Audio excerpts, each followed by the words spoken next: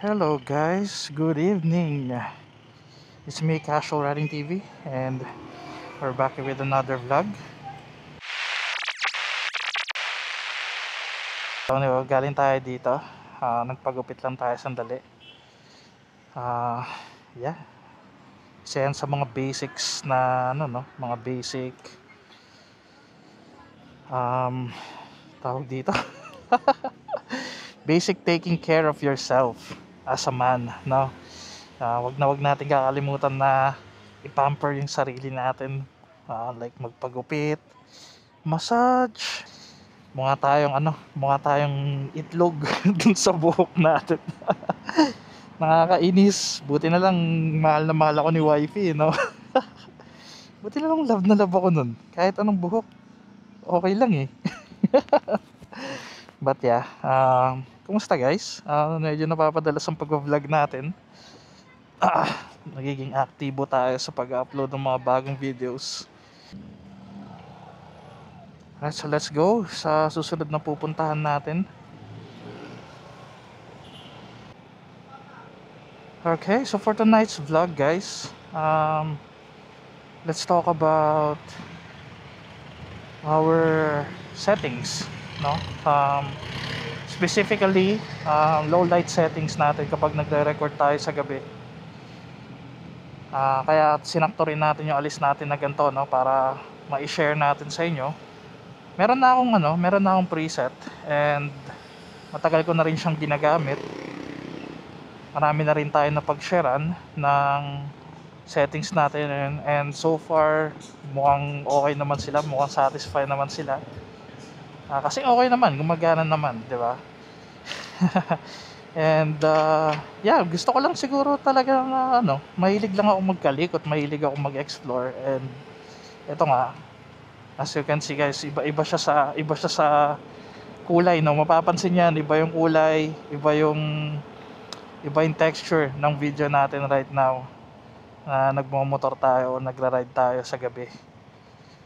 And ilalagay natin sa description yung settings natin na ginagamit sa ngayon. Traffic na naman. But yeah, hindi naman nakabukas ng stoplight. Marami lang talagang sasakyan. Dito kasi sa SB may first stop first to go. So pag marami sasakyan, ganito talaga, but at least continuous moving, no?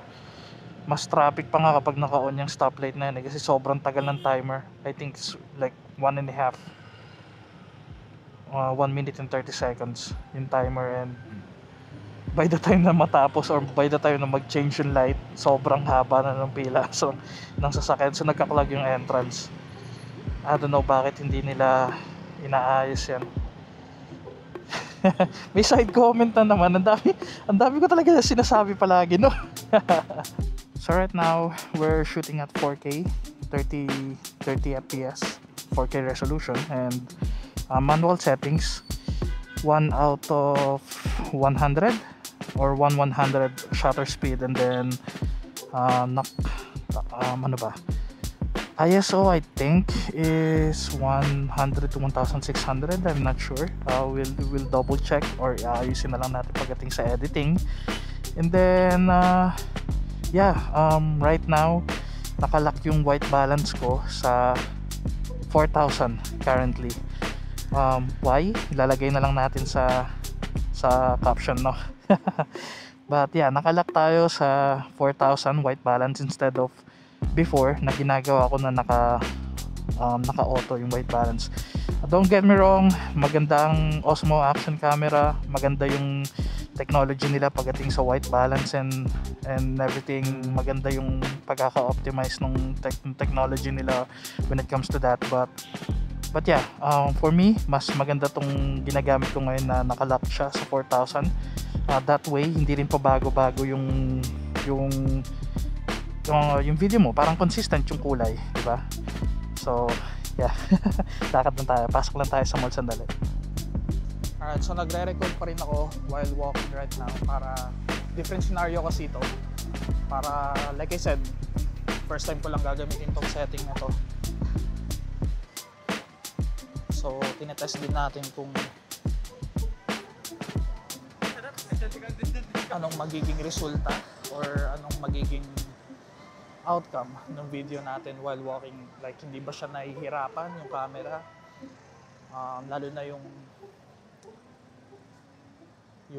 rock steady or stabilization.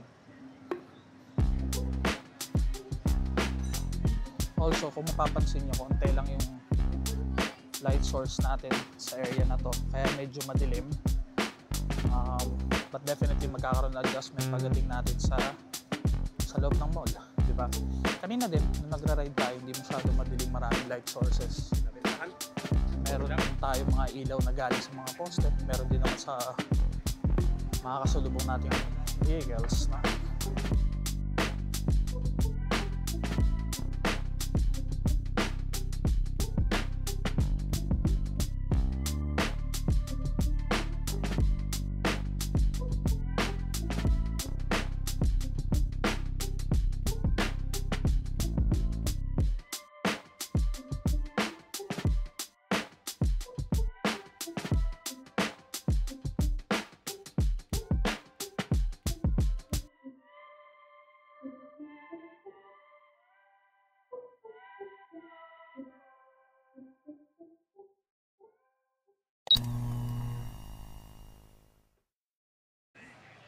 ayan guys, so bumili lang tayo ng headset para sa work, noise cancelling headset.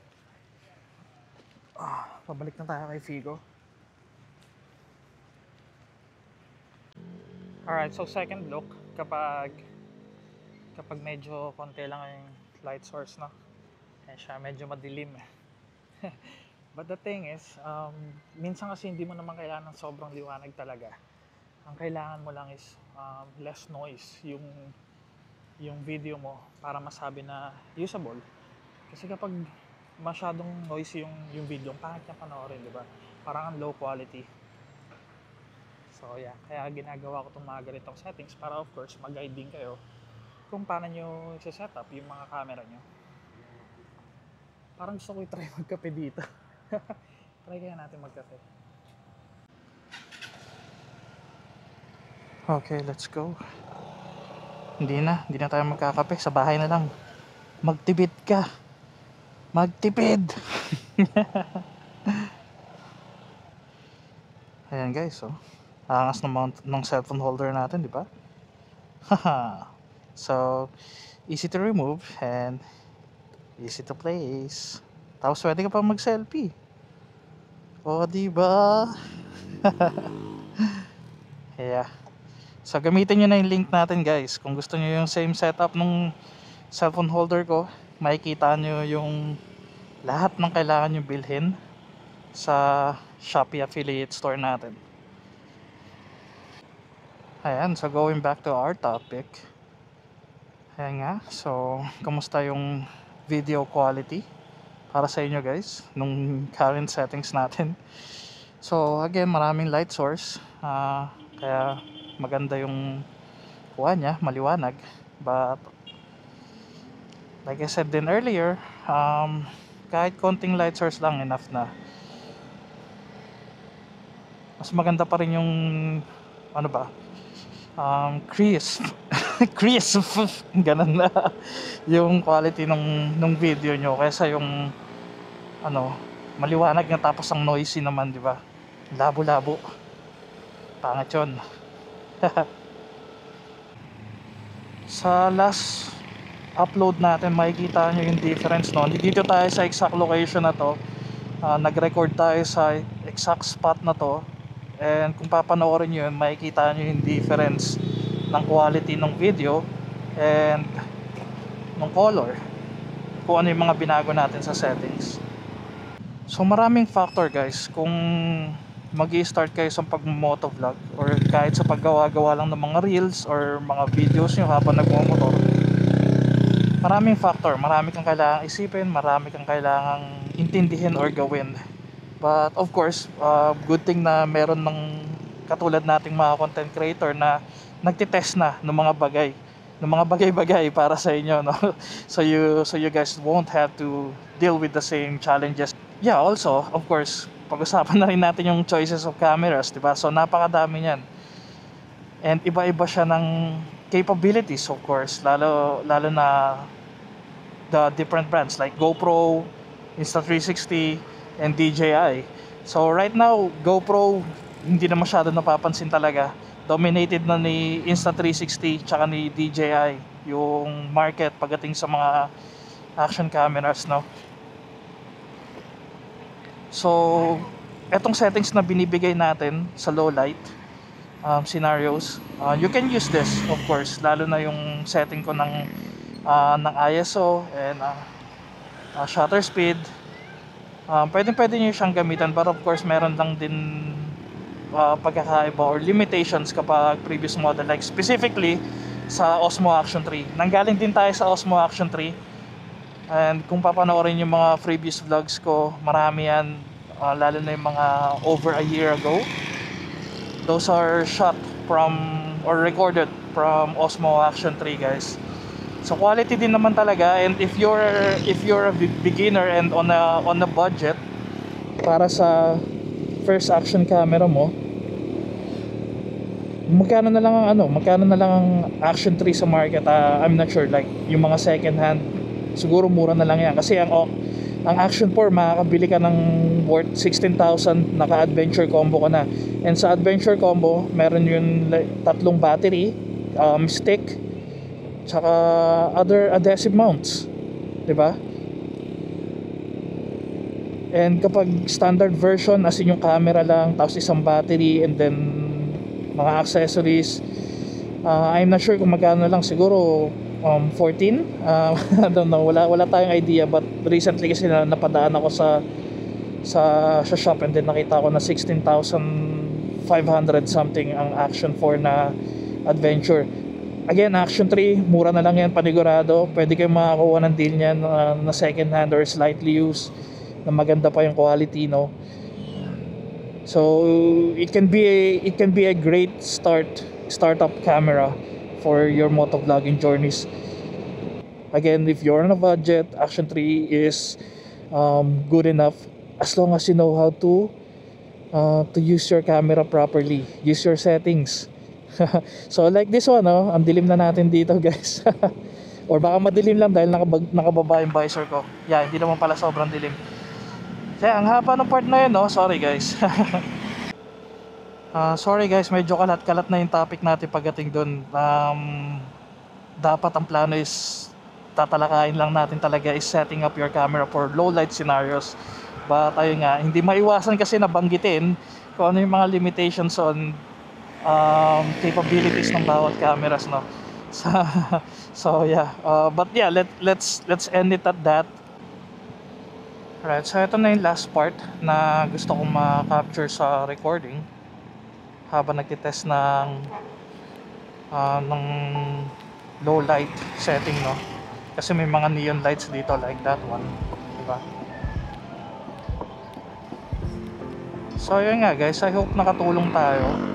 Kahit medyo mukhang memo vlog yung ginagawa natin right now, I hope may maka-appreciate, no, na ng mga binibigay natin settings na ganito, para of course hindi nyo na kailangan i-explore para sa sarili nyo, or hindi nyo na kailangan daanan yung mga challenges ng pangangapa ng right setting sa mga camera nyo.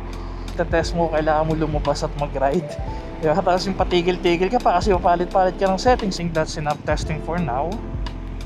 And kung may mga questions kayo, please don't hesitate to ask. Type nyo lang dyan sa comment section below, and of course we'll try our best to answer as promptly as possible, no? So again, thank you for watching. I hope may napulot kayo. I hope nakatulong tayo, lalong-lalo na sa mga new motovloggers dyan, or sa mga nag-explore ng settings nila sa camera. Again, just keep on trying, guys, you know. Iba-iba tayo ng camera, iba-iba tayo ng scenario. So just continue researching, manood kayo ng mga reviews sa YouTube. Don't forget to leave a like or at least a subscribe para sa mga content creators na katulad namin na, you know, tinetest na yung mga bagay-bagay para madali na para sa inyo. Alright, so again, thank you for watching. See you on my next vlog, guys. Ride safe and stay safe. Bye!